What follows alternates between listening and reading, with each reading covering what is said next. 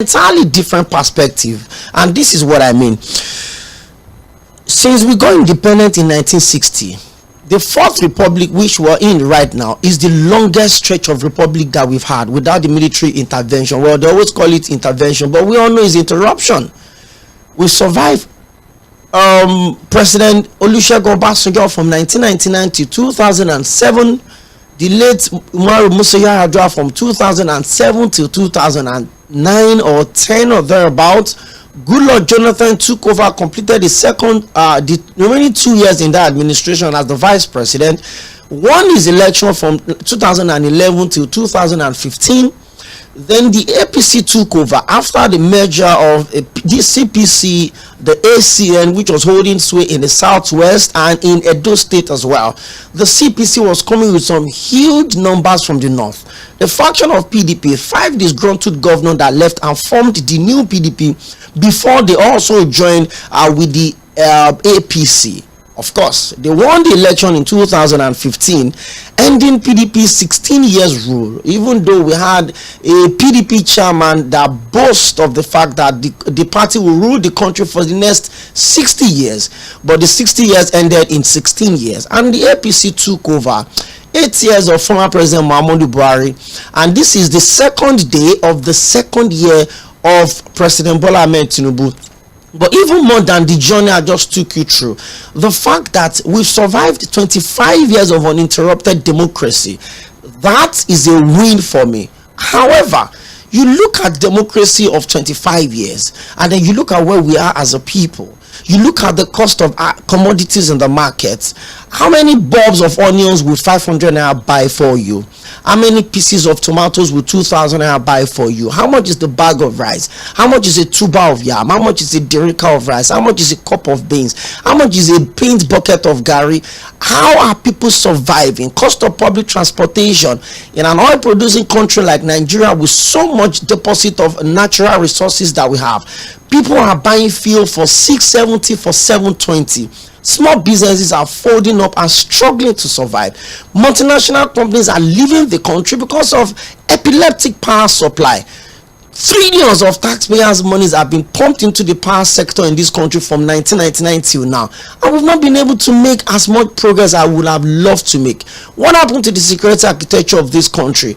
We've been battling insurgency for over 15 years. There's also the secessionists in the southeast. In fact, yesterday was supposed to be at the Biafra Day, and we saw how bloody eventually turned into.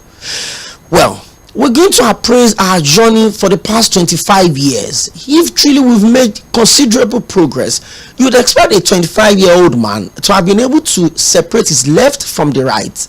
And we look into all of these things. Then we have 2 fundamental questions that we're going to be treating on the show today as well. What does it take for you to be a citizen of the Federal Republic of Nigeria? And again, what do you gain for being a law-abiding citizen of the Federal Republic of Nigeria? This takes us into the conversation around patriotism, the national anthem. It is already. It's not a question of to be or not to be. It is already. Well, you're live on Mainland FM, and I decided to take you through that journey so that you understand what the next 90 minutes on this show would be about. My name is OPEYEMI Academy. Mr. WG is here live in the studio.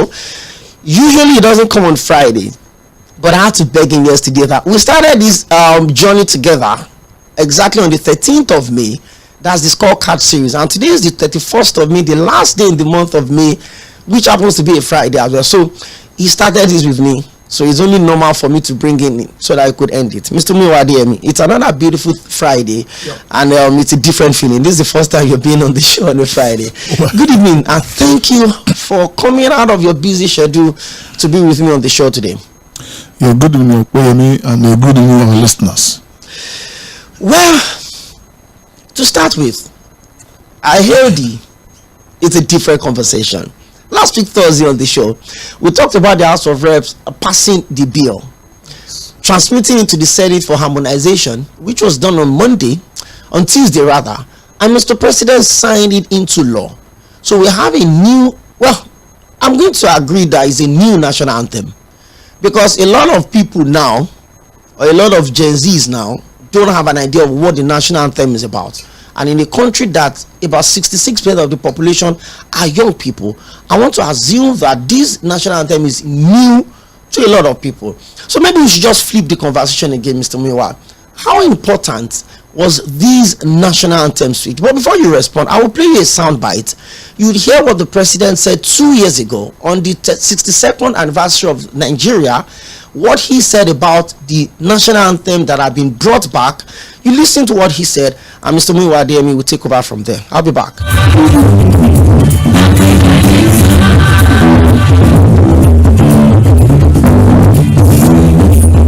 One Nigeria, and we should be proud of our going back. That is a passport. In fact, if I have my way, I will bring back our old first national anthem. That describes us much, much better. I don't know why we change it. It's about service. It's about diversity. It's about commitment. We value our nation building. So that is my message.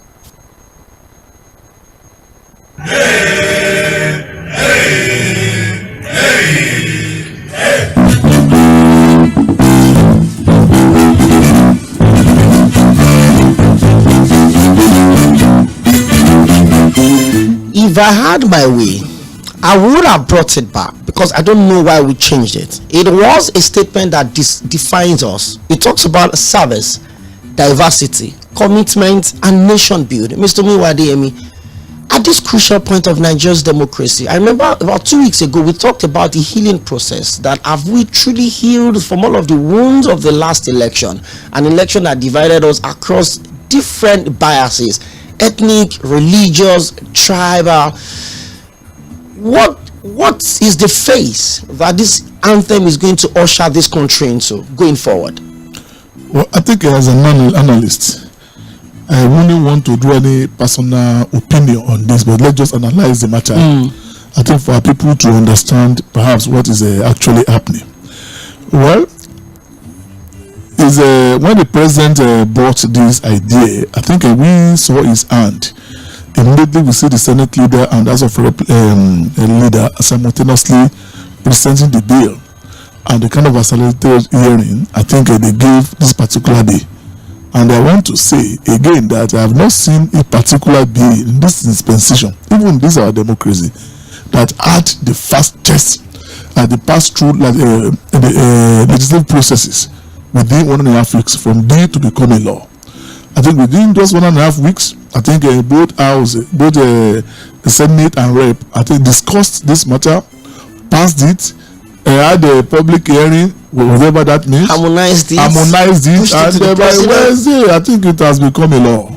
So we have not seen such happening, I think since 1999, that within 1.5 weeks, I think we had from a bill to become a law. So, but that shows you, I think, the kind of how Mr. President seems to be serious about it. And let me just remind our listeners that I think this anthem, was adopted by in 2014 by the Sovereign National Conference. Then I think many people believe that the report of that conference, I think, is good. It gives solution to some of our problems. So that this particular anthem, I think, it was adopted there. Again, remember that during the days of Nadeko, when the pro-democracy activists were fighting, especially Abacha in his era, wherever they gathered, this is a particular anthem they used to sing. Do you understand what I'm saying? Even when they had the radio Kurat, I think being operated by Dr. Fᴏᴜᴜ and the likes, right? Then they played Fela, or I think I forgot the other Fela music. Do you understand? They played this particular old anthem. Some of them saw it as this anthem of the struggle there. And the president, when he was delivered a speech at Kuru, Nigerian Public Policies, in Jos, he said it there in his speech that the whole anthem, what we call Nigeria, we heard it. He saw it more meaningful that Arise Will Come Patriot, that we was singing there. So it's a cause he's been championing during his campaign. He said it about 2 or 3 occasions. Times, yes. That I think if he had his way, if he wins the election, I think Nigeria will go back to the whole. But those things did not make money to Nigeria then. Do you understand? Well, so what I'm saying that the struggle had been on, and there had been argument about, well, is this the old anthem we inherited from our colonial masters? It's one of the relics of the colonialism in Nigeria. The particular anthem, as we all know, was composed, I think, by a Briton, and even the music, it was not indigenous. So you can't compare it to a rest of compatriots that came out of the competition. I think the Nigerian demanded for it. Many people at least submitted a kind of a poem in that regard, and the 5 considered best, you understand, were taken, brought together, and also a Nigerian, and it was a Nigerian composed it. So it's an indigenous to us. Now, if you're not looking at the content of both, right? The content of the Nigeria WH, you see element of colonialism of a country just getting independence, looking forward to a better future, right? And define our existence.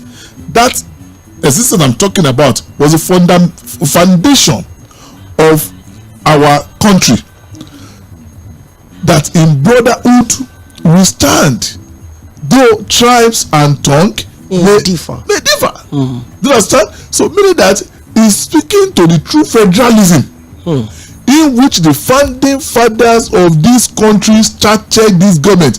That was the foundation of the existence of Nigeria. Ahmadu Bello of the Blessed Memory, Awolowo, Azikiwe, and the other leaders believe that this country Nigeria can only be one if you operated through federalism. So meaning that an Hausa man wanted to remain an Hausa man and still be a Nigerian. An Igbo man wanted to be an Igbo man and at the same time be a Nigerian. A Yoruba man, Ibibio man, Ijo man, Isoko man wanted to remain his own native person at the same time still be a Nigerian. So it was on the basis of that, at least we formed the government. Just on the basis of that, they agreed on independence. Remember that when the motion for independence was first moved by Anthony Anaoro in 1957, the North said they were not ready because they were not sure of what the union was going to be. Maybe they will not be submerged with others. They wanted to retain their identity. But it was when they got the clearance very well that we are going to operate under a true federalism. That's when the North agreed with the independence constitution, and that's how they came together. But with our experience of what happened immediately after January 15, 1966, where the federal constitution, especially the Republican constitution, was suspended, and everything became unitary. So that's what many people considered to be one of the major problems of this country, that we are no longer operating as a federation. Even that's why some people will tell you our constitution is faulty. Some people will tell you that our constitution is fraudulent, because we said we are operating a federal system of government where, of course and indeed, we are operating a unitary system of government. So the Nigerian WH, now we begin to remind Nigerians that this is the foundation upon which the Nigeria rested on was established, right? And if that constitution is reminding us what follows thereafter, we expected the president to now act to the true intent of that anthem of restructuring that will bring true federalism into the country. Many people still speak with nostalgia how 1963 has helped us to stabilize growth and development of a newborn country where each region were moving at their own pace. And there was a healthy competition among all of them. Who is developing better and faster? Developing faster. So meaning that I think if the North agreed on only pastoral farming, right? So be it. If here in Southwest, ours is, I think, commerce or crops, whatever. So don't bring your whatever. Don't bring your cattle to come and destroy my brother's farm in the village. Do you get my point? So, if we have a true federalism, nobody will be talking of a grazing route. How will a land that is not sufficient in Lagos or in Ogun State, you are saying you want to give some people to do what in this modern day of ranching? I was in Rwanda, I was in South Africa, I've been to many African countries. You will see ranches everywhere. So tell me, in this modern time, how will I leave a part of my land for somebody I don't know to grace? Grace for what? For me? Or for who? It's his business. So if rearing cattle is your business, if you want to buy my land, you buy it. You buy it. If I want to buy your land to cultivate cocoa or whatever, I'll pay for it. So why? This is the point. But if that is the motive of taking us back there, well, good. But the second one is that the timing. To many Nigerians, the timing is wrong, and what they expected of government to do now is to find solution to, I think, the level of hunger in the country. Nigerians are hungry, and every statistic is showing that one.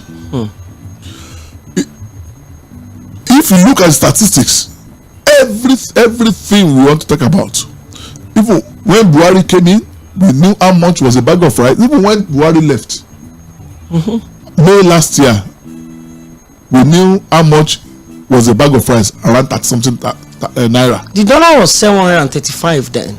The dollar was about 600-700, and now it's now around 1.5. So we know how everything have gone astronomically, whereas the income of the people remain constant, the same. And everything around him, apart from the fresh air we breathe, that most times have been polluted, everything have gone up astronomically. So that's what people say. This is the time they want. You created a problem. Yes, no matter how good the idea might be, because certainly some people will argue with you that Nigeria cannot continue the way it was going under Buhari. Buhari himself agreed that there's no other way than to remove subsidy. When Federation was on channels, I think about 4 or 5 months ago, he said it. They now asked him that when you guys knew that was the best option, why didn't you remove it? He said Buhari didn't want to go through the stress. So he didn't want to go through this, so that he thought he has had enough. So one, if they did it, that time their party will lose election. Do you understand? At the same time, he didn't want to go through the stress, because you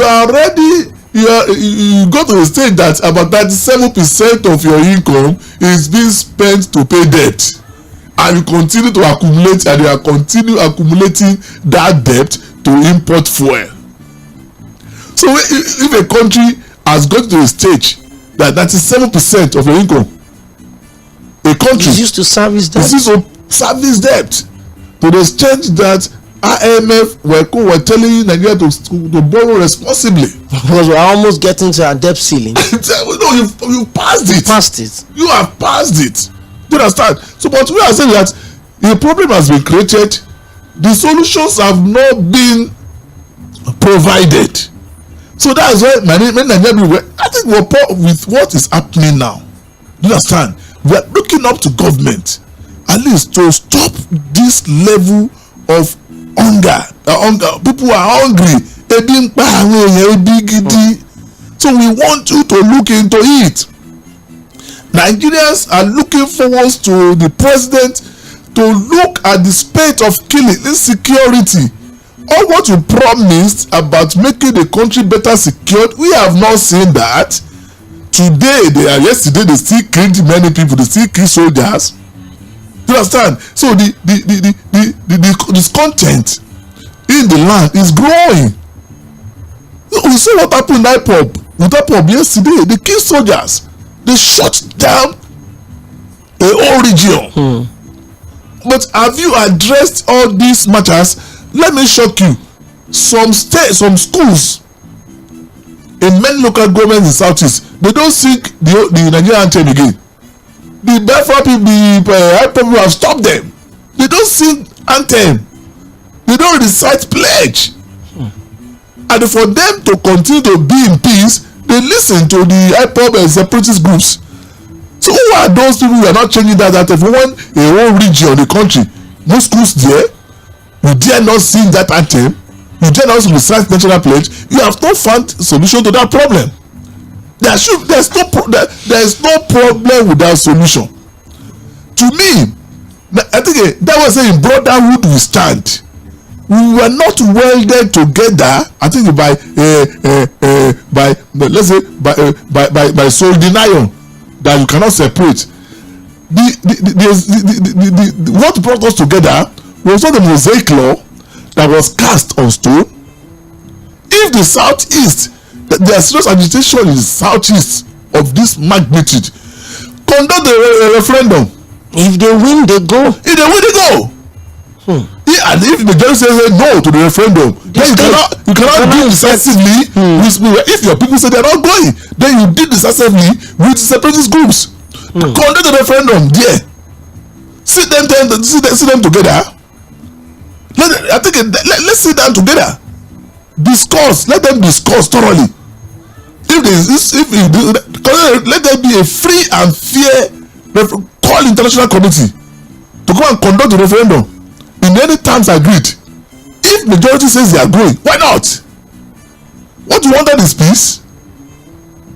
What we wanted is peace. Imagine the children, wives of the soldiers, they were killed for no just cause, no just reason. So what I'm saying that Nigerians say that there are more problems we are looking up to this government to solve than bringing us back the issue of this old national anthem or new anthem. So later now we can talk of patriotism. Later now we cannot talk of nationalism. Later we cannot talk of a normal thing that the civil orientation agencies can easily handle. Do you understand? But at least if you ask me, somebody like me is a distraction at this moment, and nothing more than a distraction. That was a very, very deep introduction to the show, by the way, boy. I have Mr. Omiwa in the studio, and he's the chief political editor of Guardian News. By the way, I saw the lead story on Guardian today, and I'm like, whoa, okay. There's a whole lot that is going on in this country that a lot of people don't even have an idea about. They would always say, Mewa Shele. Well, we decided to, like I said at the start of the show, in case you're just tuning in, you're live on Mainland FM, and we always do these every Mondays to Fridays from 4 to 5:30 p.m. and this show is called The Situation Room, and it's a calling program. So on the turn of maybe 4:40 or thereabouts, we'll open the phone lines, you join us, and on the turn of 5 o'clock as well, when we come back from the headline news, we'll also continue to pick your calls. I was streaming this program live on Facebook and on YouTube as well, so you can go on facebook.com/mainland 98.3 FM and watch us live, and also drop your comments. I'll read them. Then we'll give out the phone lines for those that don't have it, so that you can call. Mr. Miwa, now that you've given us the two perspectives to the national anthem, you talked about the fact that the 1960 independence was formed on true federalism, which was properly captured in the old and recently brought back anthem. However, you faulted the timing. You talked about the fact that we have more important issues to deal with. Now, let's look at our 25 years of this Fourth Republic as a whole. In 1999, the 1999 constitution that we have right now, as amended, was handed over to us by the military, because the military conducted the 1999 election. The way Olusegun Obasanjo won the election is against the Alliance for Democracy's Olufalaye. It's a talk for another day. In 2003, we're gradually putting our feet into it, and we're trying to see how we can manage our own election. Then we moved into 2007. There was a change of president, but still within the same political party. All of the drama that came through with the campaigns, the health of the late president, and how he was literally out of office for a whole year, or was being pampered, and it was an issue of paper over cracks. At the end of the day, Goodluck Jonathan got into office, completed the 2 years of his late principal, and then he also came back for another 4 years, and he wanted to recontest again in 2015. He lost to the APC. There was a switch of power, switch of political party, switch of region as a president as well. We've had Yoruba from 1999 2007. We had from the south, of course. We had from Katsina half, Bayelsa half. Then we went back again fully to Katsina. Now, Mr. Miwa, from 2015 till now, a lot of people have asked these fundamental questions. What has the APC done differently to either consolidate on, if at all, any gains of PDP 16 years? But I want us to put these 25 years together. Is there anything to celebrate in this fourth republic that have gone on for 25 years and 2 days? This is the longest stretch we've had since independence in 1960. We've had military come through for about 4 different times, but since 1999 till now, Nigerians have said, hey, our democracy is growing, but truly, are the Nigerian people growing, Mr. Adeyemi?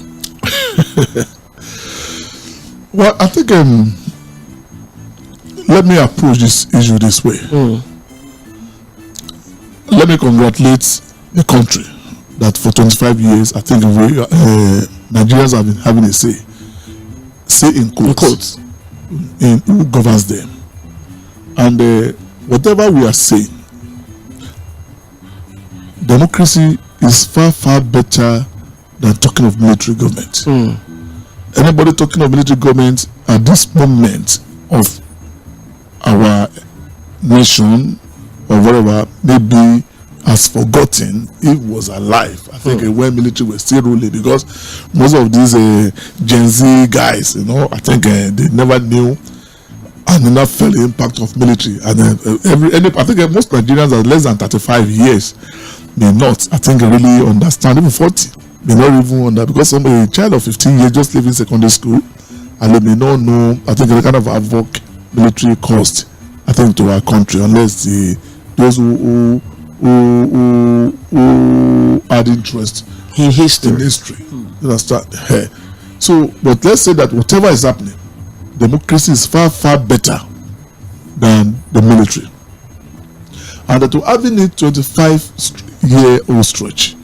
And again, let me say it again, that democracy evolves. So, because it's a culture, and based on rule of law and the separation of powers, that's democracy. Then you now begin to wonder, first and foremost, that if a democracy is 25 years, by all, I think, a sense of, let's say, whatever, is already an adult. A 25-year-old boy is no more a boy. He's not a man. Yes, I think looking at any constitution, looking at any convention, it's an adult. Right. Now I begin to wonder that if an adult of 25 years, I think he's still crawling. He's still crawling. I think you begin to wonder that when his mates are already flying, do you understand? When his mates are already going to the moon, so he's still crawling. I think he uses his 4 legs for the 2 hands and the 2 knees at least to crawl. So you begin to wonder if something is wrong with that child or with that boy. Even if a good boy, I think with a good economy, a 25-year-old boy should now begin to aspire to marry. So if his colleagues are already marrying, leaving schools, graduated, having a good job, and they're getting married, and the boy is still crawling, so begin to wonder, no, something must be wrong with this boy. So that's the periscope we can use to look at our democracy. That at 25 years, though we are not expecting to compare ourselves with democracies that have lasted over 100, 200 years. We are not saying that. You understand? But I think there's certain things that we look for a 25-year-old boy. So, having said that, and I said initially, when I'm talking of democracy thrives on rule of law and separation of powers. Rule of law in the sense that what is the ability of the government and the governed to respect the constitution, the laws, the judgments of the courts. Look at that one. Then we now look at the major structures of democracy in terms of separation of power: the executive, the legislative, and the judiciary. Because most times we look at the executive without knowing that it's a system. When one is faulty, the other two is not exempted. They're not exempted, right? So before we look at the executive, let's look at our judiciary. And judiciary essentially supposed to be the real center of making everything work. They have such an enormous power to say no to action and activities of the almighty president and the National Assembly, or as case may be. You understand? Because they expect them to dispense justice without fear or favor. So if I think our listeners are here, are we saying we are getting what we expect to get from our judiciary?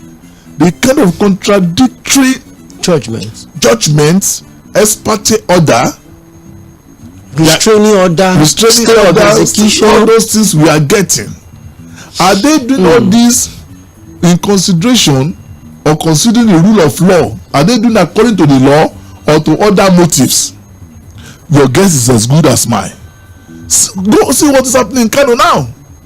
Even if we don't want to mention any other one. Do you understand? So if the judiciary as it were now, empowering two emirs for one city. One court is telling Bayero to still stay. One is saying he should vacate. One is saying he should vacate. One is saying Sanusi should stay. Do you understand? Is democracy about confusion? No. So our judiciary, to many people, do you understand, has not performed up to expectation, and that one is affecting the whole gamut of the essence of democracy. That's number one. Number two, look at the legislature. The best thing we are getting from our legislature now, National Assembly, especially National Assembly, said they are the highest paid in the world. So they are mega lawmakers with so much money officially and otherwise. Oversight. As other the highest paid. So the laws coming there, are they the laws? You understand? Coming for the interest of the people or for pecuniary interest? Because I know you, something have happened, we are doing for somebody's interest. As we are saying, it took them only 1.5 weeks to pass the 2024 national anthem bill into law. The law signed. But we knew how much it took for the student loan. They did it, return it, didn't return it. Now in the implementation, we have to see how it's going to happen. Do you understand? But that one can take as long as it's good. All other issues pending, even the issue of state police. The past first reading is stalled. What are we hearing about it? And see how germane it is to the insecurity we are talking. But that one cannot be given expedite action. But we can give that of national day, the national anthem, because that was coming directly from the Mr. President.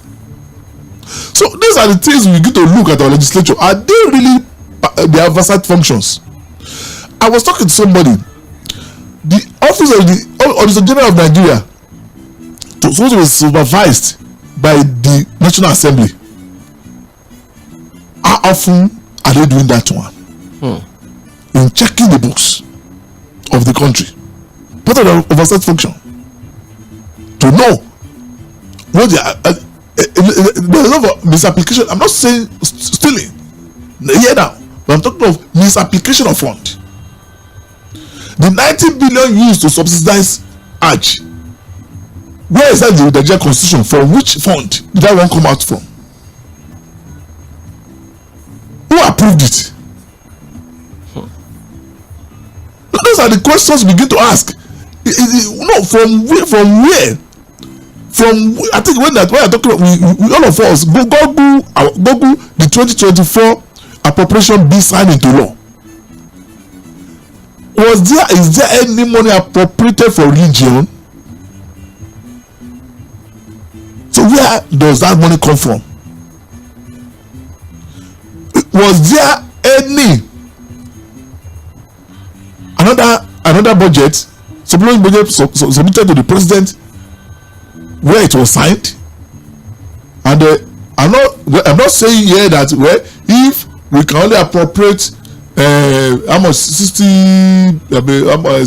billion, it's not 6 billion for student loan, 6 billion, and we're spending 90 billion to subsidize Hajj.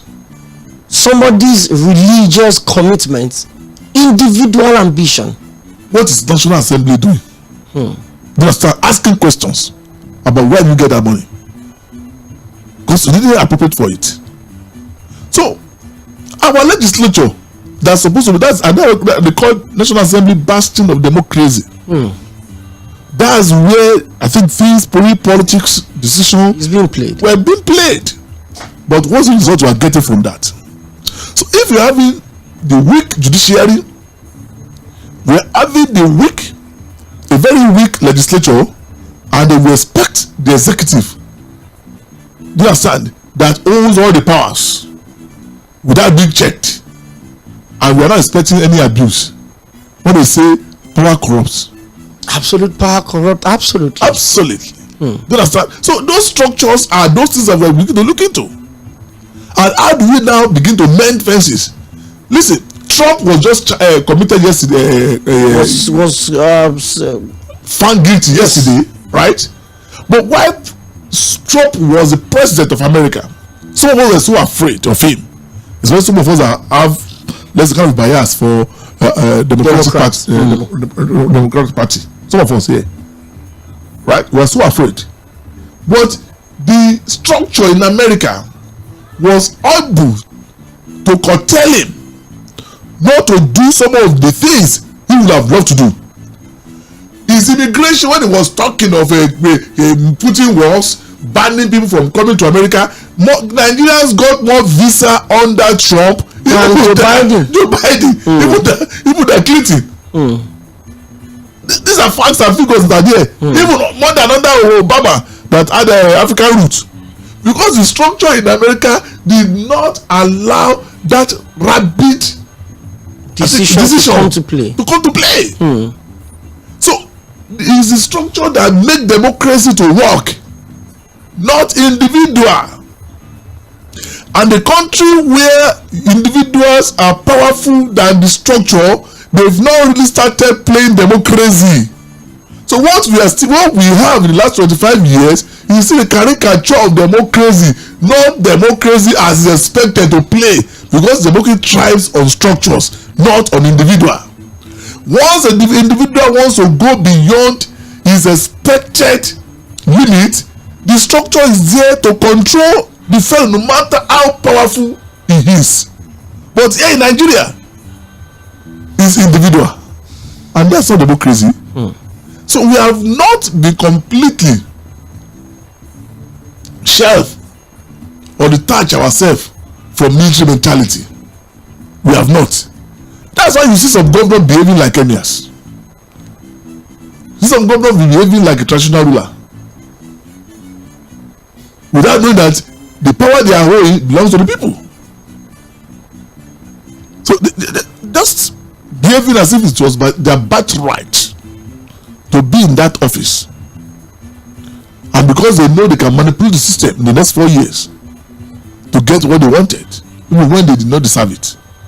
So in that 25 years, we've not been able to get the best of democracy because of weak institution, one, because Nigerians as ourselves have not been able to hold our presidents accountable. Countries that get things done are not praying for their leaders. They hold them accountable. I don't have to pray for you, but I hold you accountable. You promised this. Okay, we've not seen it. Okay, you did your manifesto. You said we're going to do this. Okay, I've not seen it. Okay, you promised to do this for us. Sir, we have not seen it. So if we are all everywhere reminding them, even at our local government level, even at our CDA, in our various churches, in our various mosques, in schools, all organizations, some people have left it to follow the press to do. Press can only report what the people wanted, what people are saying. Even when you set agenda, people are not following the agenda. What will you do? So Nigerians supposed now to act more and hold their leaders accountable. Not just praying for them. Remind them of their promises and ensure they deliver on those promises. Continue to hunt them. Make that seat hot for them. I'm not saying by being violent to be hot. When agitation is going on every time, go to White House. Go to White House. It's almost every day. You see people protesting. Go to that 10 Downing Street. Opposite. It's almost every day. You can't try that at Asura. Why not? Why not? If you promise this and the community is suffering it, why can't we? Why can't we use all the social media opportunity to remind them of their promises? If they are failing, they are failing. Not because we don't like them, because we want them to act. If you have a child in school now, you love the child, but it's not giving you best result because it's playing too much. As a father, you hold him accountable. Oh boy, this result, you say, I won't take it. So because of this result, I think I think for now I won't buy chocolate. For instance, in my house, I saw my children, the way they were watching television during the holiday, and since they resume now, I refuse to pay. I refuse to subscribe. So somebody was asking me yesterday, Daddy, you have not subscribed. Yeah, because we're doing that holiday. You are watching this television, so if I subscribe again now, I won't want that one. So when they come home now, no television to watch. Well, that doesn't stop me. I have few channels. I have few television channels I watch. So on my phone, so when I want to watch my Zonal news, so I go for that. But I would just want them to. I want to reset, not because I don't like them. Right? I want to reset their brains, their environment to the school environment. So not an environment which you come back from school, drop your bag, and start going watching television. No, I don't want it. But Mr. Muwa, now you brought in a new conversation now. You talked about the fact that when you identify a problem, you have to fix it. Yes. When you see that the country is not making as much progress as we should be making, we start asking questions. When you say a 25-year-old man that is supposed to act like a man but is still crawling and acting like a child, you're worried, but you're not just worried and keeping hands folded. No. You're trying to make moves. Yes. But you have to identify what the problem is first. That takes us back to the question of patriotism. The challenges that we are faced in this fourth republic, I'm putting it here because we have a large population of people that can relate with what we were before 1999 and can still relate to where we are now from 1999 till now. A lot of people also can visibly only relate from 1999 till now. So this conversation appeals to everybody. But what exactly is the fundamental fault that is in this democracy? Is it leadership? Is it followership, or is it lack of patriotism? We can't talk of lack of patriotism. So we rule that out. Rule that out. Okay. Right. But we can talk of leadership and followership. Good. Do you understand? We have leadership problem in this country. And while talking of leaders, I want my listeners to understand me. I'm not only looking at Tinubu as a leader. No. Do you understand? So I'm also looking at the governors. I'm looking at the chairman of local government that are collecting our money every month. Do you understand? I'm looking at those permanent secretary in the ministries.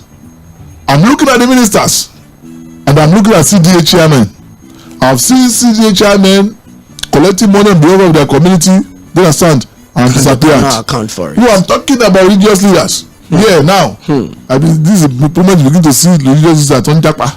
You understand, escaping the country. You understand? Their followers are here. You get the point. So I think that leadership from beginning to, let's say, from the lower rung of the ladder at least to the top. But we say Tinubu should show direction. If you are expecting Tinubu to show direction, I think that's why he himself is culpable in many areas. One, how prepared he is. Is he only being prepared to govern or prepared to be president? When he announced that subsidy is gone, do you understand? And the next soundbite was ⴰⴰⴜ do you understand? But now, no ọkàn láti fi balẹ̀ wá. Everybody is agitated. So what can he present to Nigerians? His master plan. Yes, he said he was going to remove petroleum subsidy. But what all this cushion effect, this politics was in his agenda. And those are the issues. Okay, you had the mind. All of you had the mind of removing subsidy, and did you ever envisage the impact it will have on the economy? Then I try to look at the blueprint of all the major presidential candidates then, especially the three of them that said we are going to remove subsidy. I did not see anywhere where in their blueprint they said, well, when you remove subsidy, these are the things we do. This will happen, and this is going to be the cushion effect. So they are just living by the day and solving the problem as they are rising. So you are not having a blueprint. Do you understand? You did not think through the impact of what you wanted to do. And for Tinubu to do that at almost the same time with the forest parity simultaneously, I think that's one. What has been his agenda of solving the problem was going to create with that one? No, there wasn't any. Even all the governors now, even after giving the governors money, what are the governors done with the money for the palliatives? What have they done with the money for the palliatives? So if the money released to them were usually spent on Nigeria, maybe things would have been a bit better. But here we are, and I'm sure, I think listeners, we're all feeling it. We are all in the same boat. I want listeners to be, when they are talking, to also, I think they speak to these palliatives, how it has impacted their lives. I think in their welfare, they've seen any improvement, or because of this palliative in my area, or because of palliative I'm enjoying well, and begin to, I'm not having hope. Because all these things were not thought through. They didn't think about them very well. They were quick fixes. And in quick fixes, as I try to create someone, another one is coming. There are no hanging fruit, so they come with consequences. Even no hanging fruits, if well taught, the consequences will have been taken care of. Because we know that once we do this will happen. Then what do we do? That's government. So what I'm saying is that he, as the president himself, he has not been able to provide that leadership as expected of him. What has changed? Has the level of corruption changed? How many of the ministers have been really held for their misdeeds, apart from Better Edu? So because of the ministry that released the document, the best way to fight corruption this level is to institute a structure that will make those things, that will stop them from happening. And then one of the major, I think major ways of fighting corruption, especially in contract, is let it be open. Let people in that community be involved. If you want to do a road in my area, let the CDA saw the everything, the designing, and the amount being given, so we can monitor. Give you a point now. But when you award a contract in a room where even though people no Nigerian at least can monitor, citizen cannot participate in ensuring that it's delivered according to what specification. So it's easier for a contractor to collect money and begin to do whatever he wanted, and that's a big problem. See the the mega road project, because you see the contractor that tried it. People were asking, what was the bidding? What was the bidding? Do you understand? Who are involved in the bidding? Even the signing. Do you understand? Let's see it. Make it open. It's a good road. This has been designed for over maybe Second Republic. That has been designed over Second Republic. So this is a new project that has been designed ever since. That's why some smart guys, before you buy your land, you do the search and they will tell you the coastal road is there. And they will see some of the majority of people that were involved or affected were those who bought those land are very cheap. But when they are selling land in certain area about 10-15 million, you understand? And suppose you come and have one, I'll give you 3 million. So you rush into it. I rush into it. You don't know the land is an you never contacted, I think, a lawyer. You understand? A surveyor to go and check the status of the land for you. Mr. Miwa, let me know your thoughts. I just really got lost of time. We need to take a very quick break. We need to take the headline news, and then when we come back, our phone lines have been buzzing and we have loads of messages to take on social media, but we'll take them. But we need to take the headline news by 5 o'clock. We'll also quickly pay some bills. So on the turn of 5, please, you need to join us. Please don't go nowhere. Keep your dial locked on Milan 98.3 FM is the Situation Room. And I've been speaking with Mr. Miwa Adeyemi, the chief political editor of Guardian newspaper, and we've looked at Nigeria's fourth republic 25 years down the line. How well have we grown, if we've grown at all, and what are those fundamental challenges that we faced? He's been very clear. Taking away patriotism, let's talk about the issue of failed leadership and, more importantly, failed followers. We will continue the conversation on the turn of 5 o'clock. Don't go nowhere.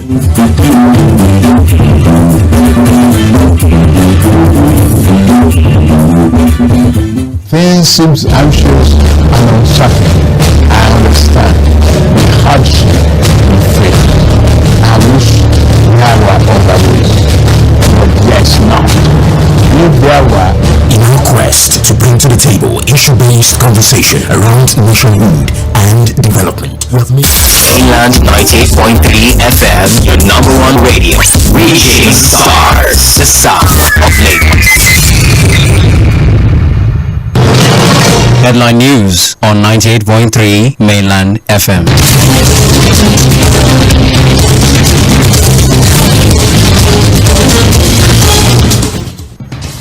Good evening.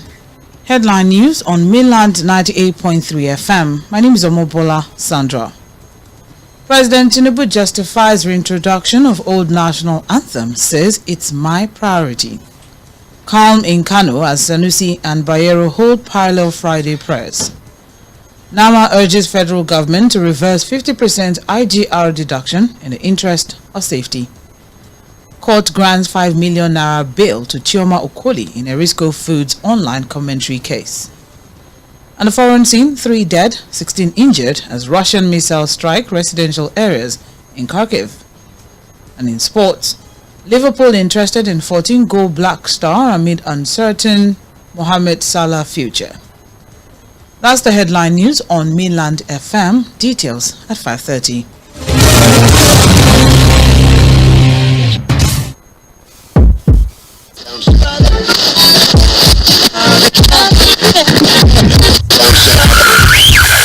you're listening to Mainland 98.3 FM. The sound of Lagos.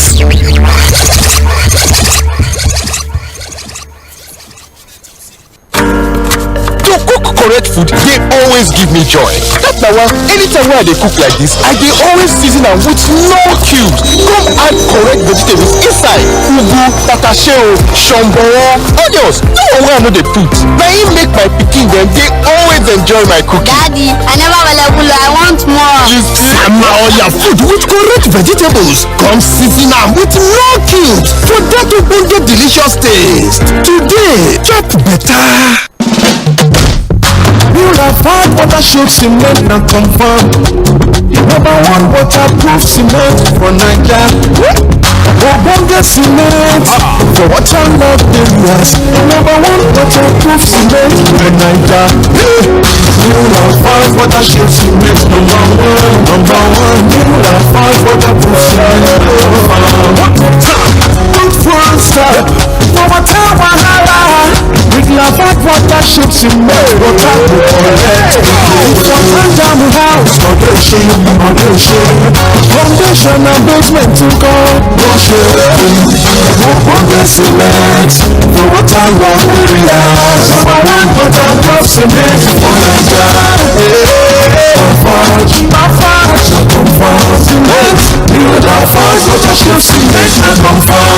Put full stop for water wahala. To cook correct food, they always give me joy. That's why anytime when I dey cook like this, I dey always season am with no cubes. Come add correct vegetables inside. Ugu, tatashe, shombo, onions. No one wey I no dey put. Na im make my pikin dem dey always enjoy my cooking. Daddy, I never ⴏ I want more. You see, all your food with correct vegetables. Come season am with no cubes for that ogbonge delicious taste. Today, chop better. Purified water show cement na confirm. #1 waterproof cement for Naija. Ogbonge cement for waterlogged areas. #1 waterproof cement for Naija. Purified water show cement number one. Purified waterproof cement. Good full stop for water wahala. Purified water show cement water go collect. For Tanjamu house, foundation and basement to go. Ogbonge cement for waterlogged areas. #1 waterproof cement.